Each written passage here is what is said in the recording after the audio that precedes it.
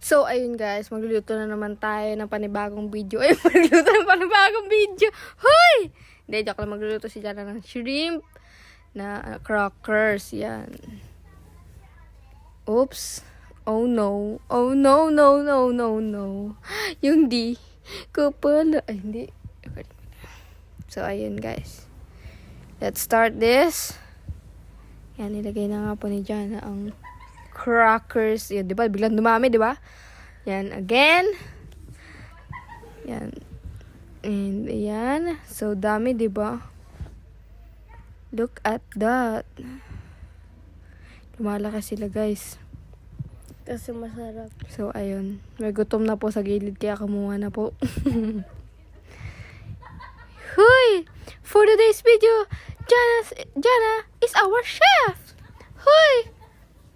May tagaluto, may tagakain syempre. Hindi nakikita sa video. So, yun. Napaka-seryoso ng ating chef.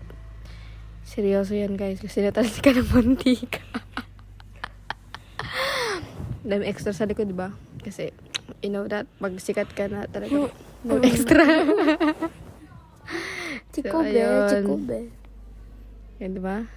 Nag-smile siya kasi sabi doon, mag-smile. Sobrang seryoso niya sa buhay, guys.